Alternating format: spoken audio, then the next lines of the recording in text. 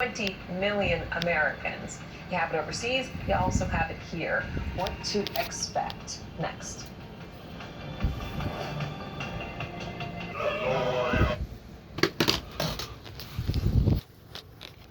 I keep telling people, and they keep ignoring me, which that's fine. You know, they've been ignoring scientists now for 30 some odd years, which in reality it really isn't fine. But I've been telling people that a great deal of this is not just all in what we're doing towards draining the precious resources out of the ground and putting carbs up into the atmosphere towards breaking down our ozone layer.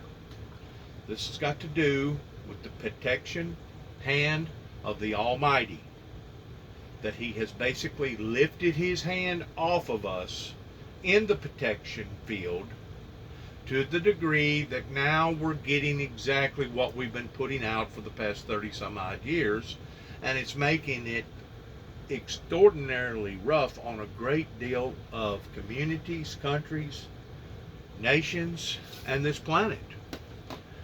The sad thing about whenever an events happen like this, it makes it extraordinarily hard for not only the plant life but also the animal life. But then you can also look at the seas pertaining to how that our oceans is warming up, and that makes it extremely hard on a great deal of our mammal life pertaining to our fish or whales, our big fish as well as the little fish. It's affecting even the sharks towards making them even more aggressive towards coming inland and wanting to attack the humans, because they know it's the humans that's causing this. They're not stupid. Why do you think that we have so many shark attacks for? It's for that very reason. They're lashing out to the human society because they know that the human society hasn't been paying enough attention towards what we've been doing to not only ourselves, not only to God, but also to our planet. And now all three of them has wound up being thrown in our laps. And now a great deal of us don't realize or can't adapt towards what should we do or what can we not do to prevent it from even getting worse. And it's kind of created an overwhelming experience for the planet, not just for the Americans, but for the planet. So as you fixing to listen to this next sequence here pertaining to the extreme temperatures that has been proven again and again and again and again for the past 7 or 8 years from NASA towards our planet warming up, keep in mind, when you're understanding that various lakes, canals, and underground aqueducts is drying up, keep in mind the planet is heating up. And whenever I say the planet is heating up, I'm not necessarily talking about our atmosphere of our planet that's heating up. We know that's heating up. We know that's heating up. You know, whenever you cut down a great deal of the trees in the rainforest, and the farmers around here are steadily knocking down fence rows towards wanting to gain an extra half an acre here, or an acre there, or 2 or 3 acres over here. I mean, whenever you continue to do that, you're eliminating the oxygen level that's coming from the trees, number one, and also you're eliminating the very life that's in the soil that reaches down into the soil that now is no longer producing moisture and humidity in the soil. People think that the trees just produce humidity in the air. No. Trees create humidity even through the very end of their roots. And that humidity goes down into the earth, and then if it's enough of the humidity, the moisture level, it actually adds to the underground table. But whenever you have the planet that's heating up, because the core, the very center core, that is nothing but molten lava, whenever you're steadily draining the oil and the natural gases and etc. out of that equation, you're allowing for that heat in that center core to now expand. And as it expands, it comes out to the outer layers, and as it comes out to the outer layers, it usually heats up the deepest part of the oceans and the valleys and etc. Depending upon what side of the earth is tilted upon, rather than it be tilted towards the sun or away from the sun. And we're seeing these radical weather change movements that are only going to drastically get worse until somebody finally convinces the public that we're in trouble.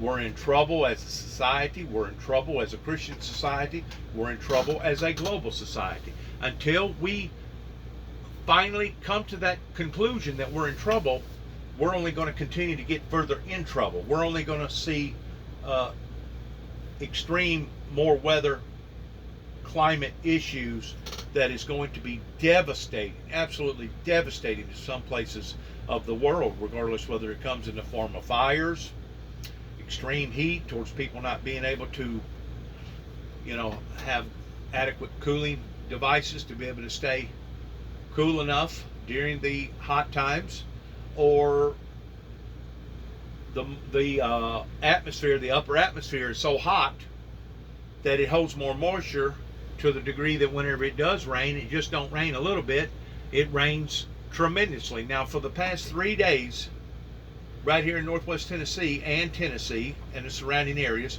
we have been gifted. We have been blessed by God, because we have not had what you would call gully washers, downfalls. It has been raining in intervals, and it has been raining for a while and then easing up, and then raining for a while and easing up, and raining for a while and easing up. And that's the type of rains that the agriculture, as well as the foliage, the trees, etc., what few there's left, that's exactly the type of rains that the farmers need. So the prayers that we prayed in bringing forth the rains, and you got to keep in mind, whenever you say rains, it's not just the rain, it's the timing of the rain. If the timing of the rain does not come adequately, well, then the farmers suffer. Just like this spring, it kept raining. We had an unusual wet year this spring, to the point that a great deal of the farmers couldn't even get their crops in until about a month behind of where they ordinarily put their crops in. So now they have missed out on those good monsoon rains, okay? And we was fortunate that we got the rain that we got today, this weekend, because ordinarily whenever it gets in this part of the heart of the season, about the best thing that we can hope for is a hurricane build up down in the Gulf, and we wind up getting a great deal of moisture out of the hurricane. But once more, you got a concept of bittersweet, because whoever gets hit by the hurricane down on the immediate Gulf usually ordinarily sustains damage, if not loss of life. So it's a cursing and a blessing. It's a cursing and a blessing pertaining to what we're seeing right now with Mother Nature that's lashing out. And of course the Bible talks about this, and I know a lot of people don't like to hear this, but the Bible says that in the last days, great in the intensity of humongous, not great as in, oh, how wonderful. No. Great as in humongous will be the sorrows in the last days, because of all the wickedness and because of what we're doing to each other and doing to God and doing to our planet. Until we wake up to those factors, we're going to continue to dig a hole, and it's going to get deeper and deeper and deeper. Now, the adult boomer society, they're still hiding in the forest somewhere, acting like a bunch of cowards towards not admitting that they have been wrong about the global warming and about the environmental changes. I guarantee you I could get in my vehicle and drive less than a quarter of a mile and talk to somebody right here in this neighborhood, and I would find somebody that would argue with me that global warming is not real, that we're just going through some sort of transformation period in the earth, and we do this ever so often, that it gets hot and then it gets cold, that these things are all normal. Well, whenever you're dealing with people like that you can talk to them until you're blue in the face, the best thing to do is walk away from them, because you're not going to convince them that what we're doing to the planet is real. If it wasn't real, do you really think that God would have put in the book of Revelations, for I will come back and destroy those who are destroying the earth? Would God have ever put that in the Bible in the end time events? Would God have ever said that I will come back and I will kill them that does not repent and does not turn from their sinful and wicked ways? And then if you apply that with the words of Red, where Jesus himself said that he will sever the wicked from among the just, if you put 2 plus 2, 2 plus 2, the way I understand the arithmetic, equals 4. So if you're not smart enough to identify what the heck is going on with Mother Nature, with our planet, with what we're doing to ourselves, pertaining to the sin and the things that we're abruptly doing to the planet, let's just look at this picture real quick before we see the rest of this, okay? Let's just go back 40 years ago. 40 years ago, basically in the early 80s, maybe 82, something like that. Let's say there was 4.5 to 5 billion people on the planet. Out of that 4.5, 5 billion people that was on the planet, there wasn't but a third of them that had modernization towards electricity, running cars, telephone service. They had boat and motors. They had automobiles. They had the services that they had back 40 plus years ago. Today, now there's almost twice as many people on the planet, give or take about 8 billion, give or take a few 100,000 one way or the other. And instead of a third of the people now being adapted to the ways of the modern world, I'm going to go as far as to say that it's probably well over 70 to 75% that if they have not been hooked up to electricity and running water yet, it's just a matter of time before they do. Now, take your refrigerator that keeps your food cold. If you was to pull that refrigerator out of the wall and put your hand against the motor, you wouldn't be able to keep your hand against the motor but maybe a second or two, because it would be so hot that you would have to pull your hand off of that refrigerator motor because of the heat that's being generated by the pistons and the mechanics inside that motor that's keeping your food cold. That's artificial heat. Just like the motors that's running in your automobile, it's not just the motor that creates heat, it's the transmission that creates heat, it's your axles that create heat pertaining to the bearings, it's your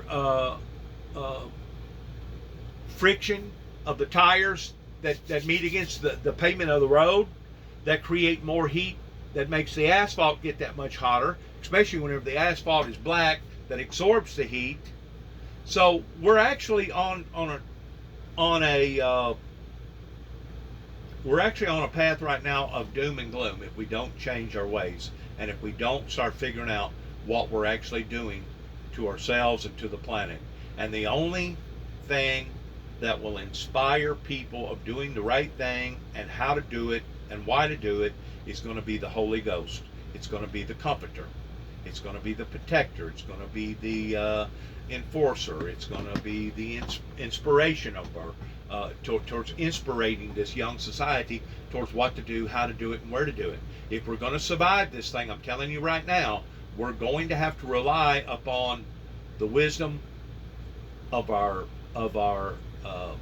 facts. We're going to have to rely upon the wisdom of one another, and we're going to have to rely upon God pertaining to the Comforter towards giving us the sense towards how to cool off that motor in behind that refrigerator. You know, how come somebody hasn't engineered a little bit of that code of coming out of that refrigerator and going back to that motor to the point that the motor reduces its heat level, let's say a third or half the amount. You probably ain't going to take the whole amount of heat from those pistons pertaining to friction going on in that motor, but you can eliminate some of it, because I mean, guess what the motor's creating? It's creating Freon, it's creating cold. So how come you can't generate a refrigerator to where part of that cold, just a little bit, maybe not even 1%, is going back to that motor to the point that it's cooling the motor off. Just like all your lights, everybody should be burning now the cooler type lights that's energy more effective, and most of them put out more light. You're gonna have to get rid of this old stuff that does not meet the requirements of what the EPA requires for us to have. Because if not, we're just gonna create more doom and gloom to ourselves. Because once more, there's not 3.5 to 4 billion people on the planet. It's almost twice that amount of people. And instead of it being a third of the amount of people that's now generating through electricity and running water and cars and automobiles and et cetera, et cetera, et cetera, like the rest of the Western world, but now we probably got about 70+% that, like I said, if they haven't been hooked up to electricity yet, it's just a matter of time before they will. And the way that I understand the grid system, it's old, it's dilapidated, it's wore out right here in America, and of course we've been inundated by all these foreigners that's come over here. That's made our population rate itself going. I don't know what the population rate was 40 years ago. I'm pretty sure it was probably somewhere around 150 million people, maybe 175 million people. But today we got almost 400 million people.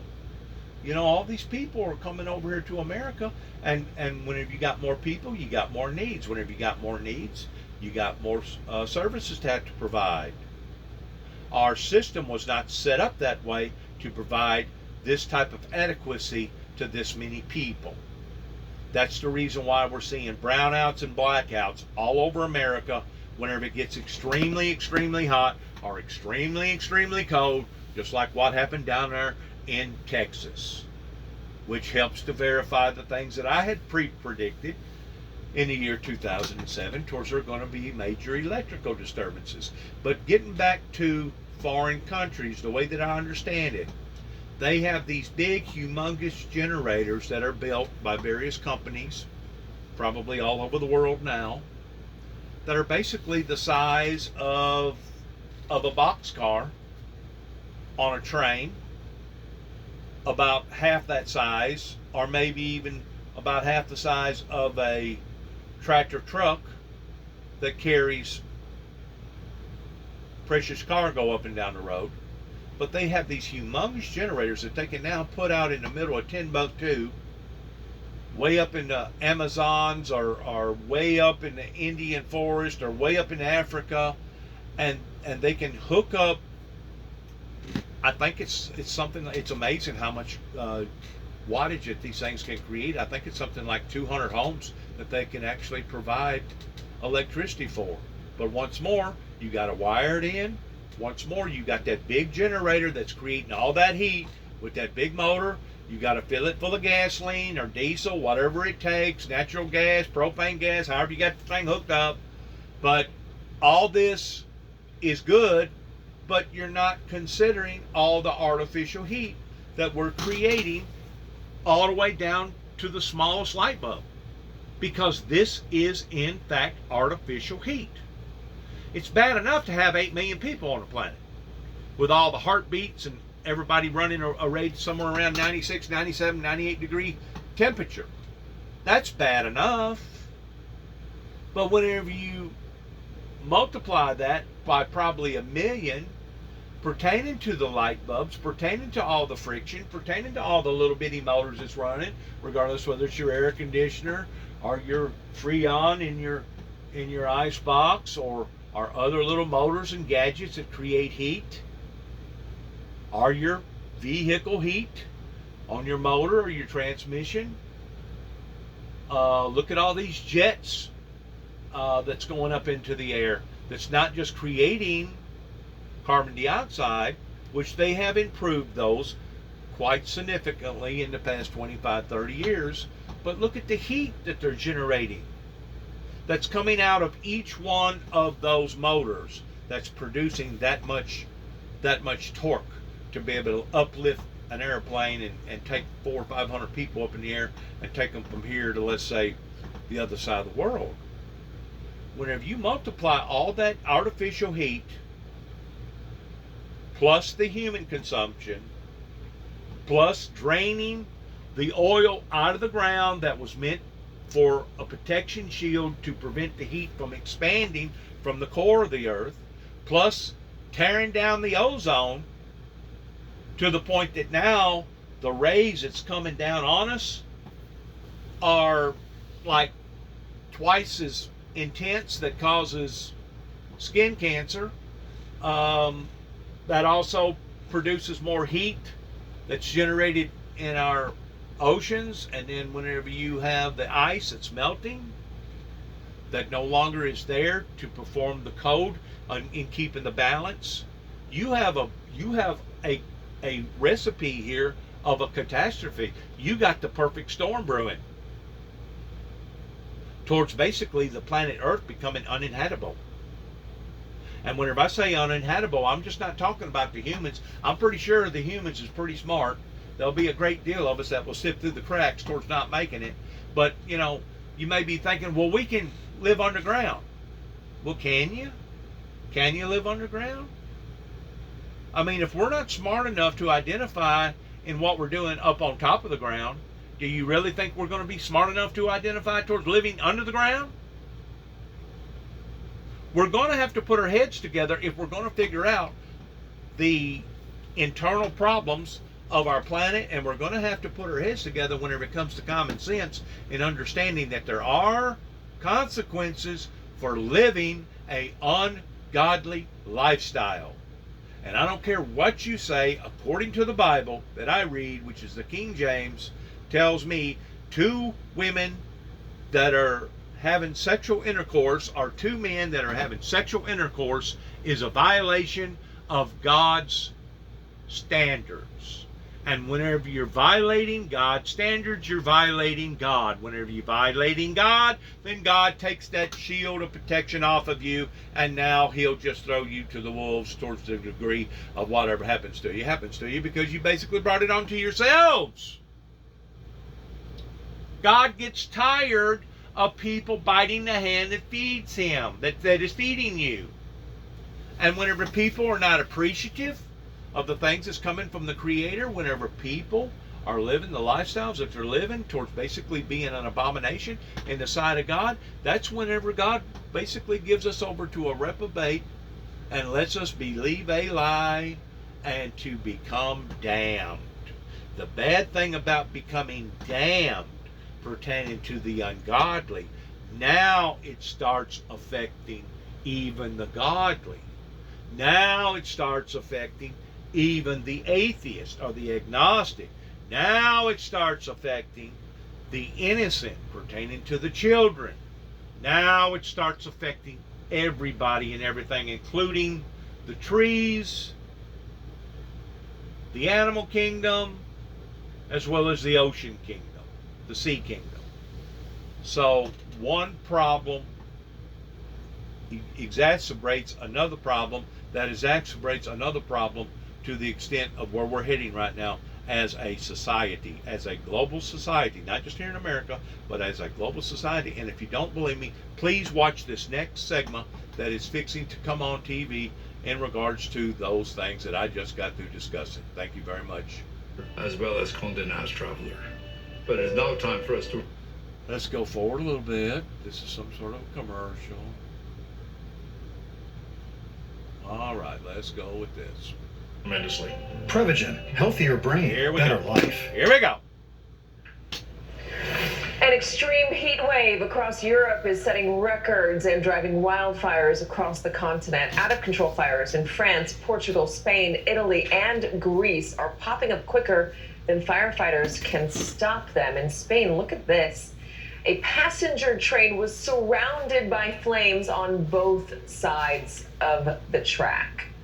In the UK, officials declared a state of emergency today and urged people to stay home as temperatures in the UK, normally chilly and cloudy and rainy UK, reached 104 degrees. Portugal felt the thermometer climb to a whopping 117 degrees. It's like Palm Palm Springs instead. Authorities there in Portugal, along with Spain, are blaming that heat for more than 1,000 deaths. It's been hot on this side of the Atlantic, too, dangerously so. In Texas, where cranked up ACs have officials very concerned about the stability of that infamous power grid. Joining me now is NBC foreign correspondent Claudio Lavagna in Rome, where the high temperature today was 95 degrees, and Bill Cairns here with me in New York, where things are only a little bit cooler. Claudio, I'm going to start with you. You have your sunglasses on. What is it like over there? It's not normally this hot. Well, I'm telling you, Katie, the sun is going down and I can't wait for it to go down because it's not just hot today. It's been hot since the beginning of May. That is 60 days of 90 or 100 degrees. We are used to hot summers in Italy, but not this much and this soon, that's for sure. And, you know, I have air conditioning at home, but a lot of Italians, for some reason, are still resistant to it. They're very suspicious because they think that it's bad for their health. But I think that after 60 days of 90 or 100 degrees... Now see, they're getting the exact same pattern because they're north of the equator. They're getting the exact same pattern as we have gotten over here in America, towards it getting extremely hot, extremely quick, and having extremely day after day after day after day of 90 plus temperatures. Some of those temperatures is reaching triple digit levels day after day after day after day. And the thing about it is, whenever we went into our hot season, it didn't gradually go up like 75 one day, 78 the next day, 82 the next day, 87 the next day, 92 the next day. No. Whenever it got hot, it got hot. It jumped from like 82 to 86 up to like 96 to almost 100 like overnight. And boom, bam, it was on. Bam, bam, day after day after day after day. They're getting the same type of patterns over there. So you can't tell me that this is not a global characteristic. You know, years ago, when we didn't have computers and technology, and we didn't have internet, and we didn't have smartphone technology, we really didn't know what each other was suffering. Whenever one side of the planet was going through something, we didn't realize that they was going through either similar or not similar things. But today we do. We have communications all over the world. And whenever you're seeing these things again and again and again, now you have a pattern that's not going in the negative, but the positive. And each year gets a little worse. Each year there's more ice melting. Each year there's more severe natural catastrophes that are happening. That is not an act of God. I don't care what the insurances say to you. It is an act of stupidity. It is an act of the devil that has blinded people to the degree that now Satan is coming down, just like the Bible talks about, in great wrath, because he realizes and he knows that his time is short. Once more, we're dealing with prophecy here. We're dealing with the Bible here. We're dealing with facts here. This is not some sort of a philosophy. These are hardcore pattern facts that continue to keep happening year after year after year. But yet now, I can drive a quarter mile down the road and I'll run into somebody that will argue until they're black and blue in the face that global warming does not exist. And it's reached a point with stupidity pertaining to the people that refuses to believe in the facts. It's reached a point that if we continue to stand by and not do nothing, or if we continue to believe the same things that they're believing, eventually it is going to be too late for all of us. It's going to be too late for each and every one of us, and then is whenever we all suffer the consequences on account of it. It won't just be the idiots. It won't just be the non-believers. It won't just be the hard-headed that will suffer. It will be all of us. They understand that a heat wave is a lot more damaging or dangerous to them than air conditioning. Katie? You know, I have stayed in Rome in an apartment when it was 97 degrees with no air conditioning, and I can tell you it is not bad for your health to have AC. It actually helps you breathe when you cannot breathe in that heat. So, Claudio, thank you. No, but what air conditioner does do, it will tone your door folds down into your brain, and it will make your body become adjusted to an air conditioner level to the degree that whenever you do go outside, it's like 3 times worse on you, because now you become adjusted to an air conditioner environment, a controlled environment, and now all of a sudden whenever you get outside, your body has to, it's like going through shock, because now your body has to become adapted to something that it hasn't been adapted to. And it can be overwhelming to the heart. It can be overwhelming to a lot of things pertaining to causing health issues. So air conditioner, in a way, has weakened us in the aspect that a lot of us can't take the heat no more like we could. And the reason why, it's not because of our age. It's because that we have become spoiled. We have become adapted to this atmosphere of air conditioner. And the thing about the air conditioner that's putting out the cold air, it's kind of like your ice box. That motor that's working overtime, that's got a piston or two in it, that has electricity going through it, and it has a coil, and it has different other particles in it, those motors get extremely hot.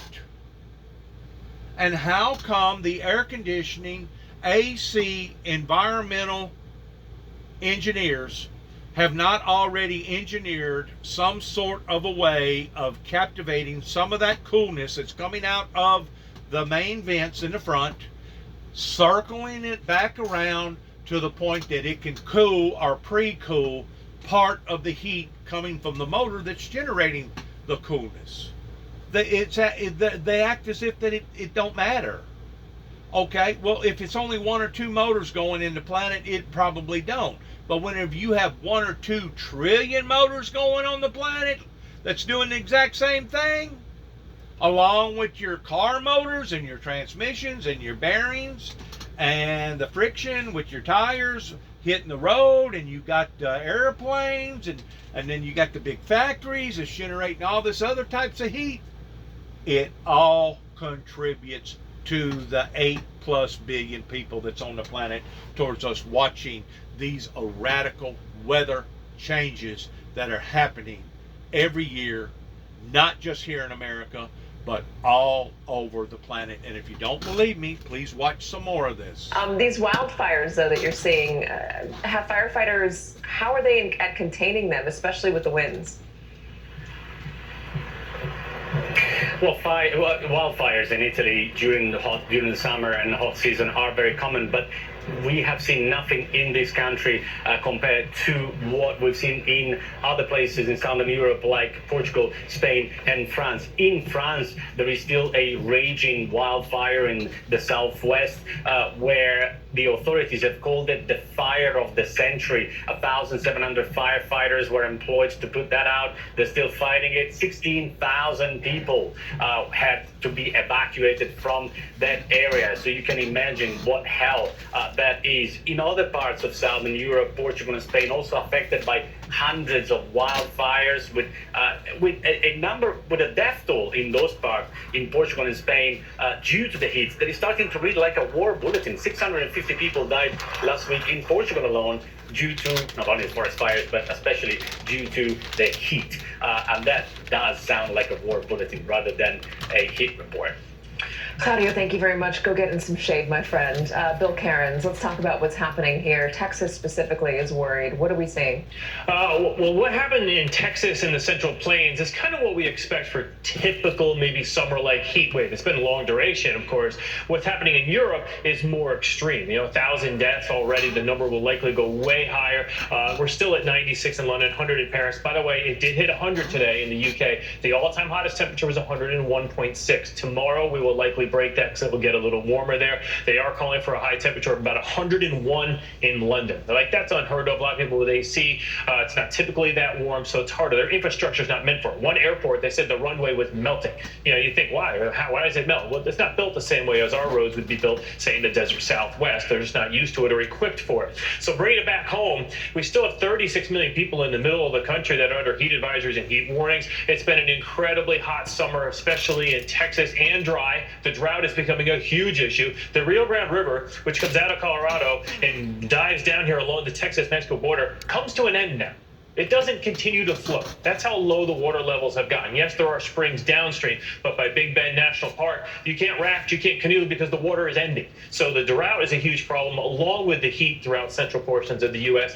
And it's not really ending. It's just kind of shifting as we go throughout time. And as Katie was mentioning, for the first time, the heat is really starting to build into the east, especially the northeast. It hasn't been that hot of a summer in the northeast, but you'll feel it in the next couple of days when you get into the 90s, 3 days in a row. It's considered a heat wave in the northeast. So DC and New York, with that humidity, it will be pretty brutal out there as we go throughout the next week into the end of this week. So, Katie, it's been a hot summer. It continues to be a hot summer. Every dot on this map is someone that has either the hottest summer so far or in the top 5, and that's almost all of the southern half of the country. And of course, climate change comes into this and makes it even worse. Bill, let's talk about that. Climate change. How is it contributing?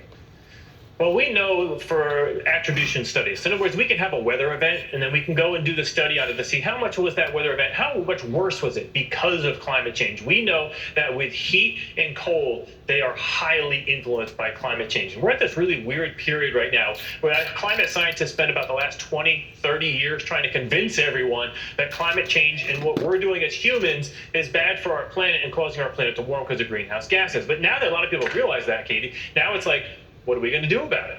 Are people going to change their lifestyles? I mean, I went today from an AC grocery store to an AC house to an AC bus to an AC work, and the infrastructure in this country is not built for it. And you talked about what's going on in Congress and stuff with climate change, and there hasn't been a lot of action because not enough people are willing to sacrifice at this point. And our power grid, by the way, can't support it either. So it's a really difficult, discussion. And just to show you how huge of an issue it is, I know many climate scientists that when they study this issue, they become depressed. It is a very, very harsh reality to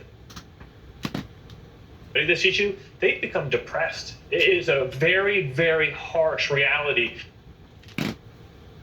This issue, they become depressed. It is a very, very harsh reality to know the problem, not just in our country, but it's a world issue too. So it's a difficult equation that will be with us for the rest of our lives. About 1% of the country says climate change is their top priority for the next election. That's according to a New York Times poll. 1%. But I think it makes sense. I mean, people are worried about feeding their kids, putting the roof over their house, and trying to give their children a better life than they had. It's kind of like what we always want is our goal, right? Yeah. And so who wants to take a step back? But, we have to remember, it's because of cheap fuel and fossil fuels is why our lives have become so much easier in the last 150 years, and no one wants to give that up. And that's what all third world nations want, is what we have. And so that's what makes this problem so very difficult. One official said it was because people think it's a tomorrow problem when no, in fact, it is a today problem. Maybe the Italians have it right. Maybe air conditioning is actually bad for you, and we're the ones that have it all. Not because of how it feels, but because of what it does. Phil, thank you very much. Coming up next, the window to contain monkeypox might have just closed. What went wrong in our viral response this time? So you see what I'm saying? Also, whenever you get to looking at the germs, all right, there's a reason why God allowed for this balance, this harmonical balance pertaining to cold and hot and being in the middle to the point that it's not what you would call an incubator for germs.